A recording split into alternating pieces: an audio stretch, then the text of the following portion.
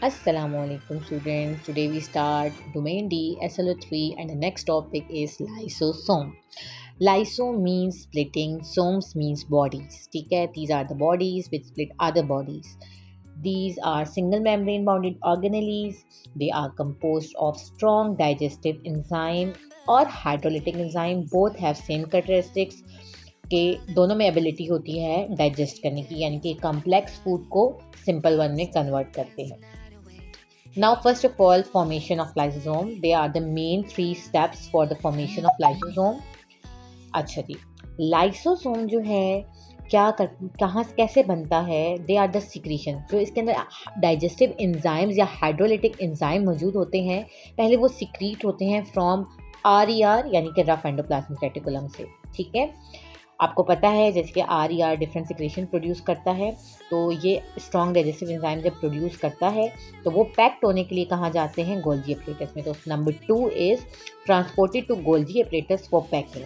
ठीक है, अब जब RER आपके पास वेजिकल्स को या सिक्रीशंस को सिक्रीट करता है in a form of vesicles या secretions, they are called as transport vesicles. ठीक है, और जैसे कि आपको डायग्राम में नज़र आ रहा होगा, लेकिन जब वो गोल्जी एपरेटस की तरफ जाते हैं by the cis phase for packing, उसके बाद गोल्जी एपरेटस उसको क्या करता है, पैक करता है, और पैक करने के बाद ट्रांस फेज से क्या करता है, उसको सिक्रीट करता है. तो उस वक्त वो वेजिकल सिक्रीटरी वेजिकल कहलाएगा, ट्रांसपोर्ट वेजिकल नहीं कहलाएगा. ठीक है, और लेटर ऑन अगर उनमें डाइजेस्टिव एंजाइम मौजूद हैं तो वो क्या बना देता है, उसे लाइसोसोम.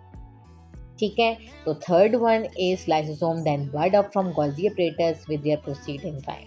अब ज़रूरी नहीं है कि RER से सिर्फ डाइजेस्टिव एंजाइम की सिक्रीशंस होती हैं.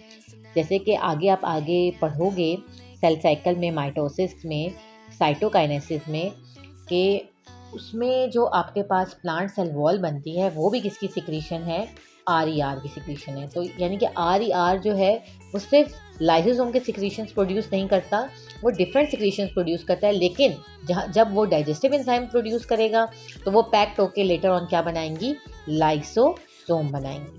ठीक है, नाउ मूव टूवर्ड्स डायग्राम में यहाँ पे क्या है आपके पास, कि आपको नज़र आ रहा होगा नंबर 1 स्टेप जो कि सिक्रीशंस हैं. ठीक है, रफ एंडोप्लाज्मिक रेटिकुलम की, और वो मूव कर रही हैं in a form of transport vesicle to the Golgi apparatus. और गोल्जी एपरेटस की जिस फेज से वो एंटर करेंगी वो फेज होगा सिस फेज.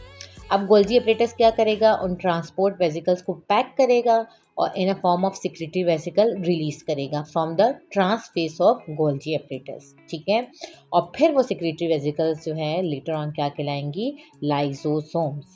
ठीक है, नाउ फंक्शंस ऑफ लाइसोसोम.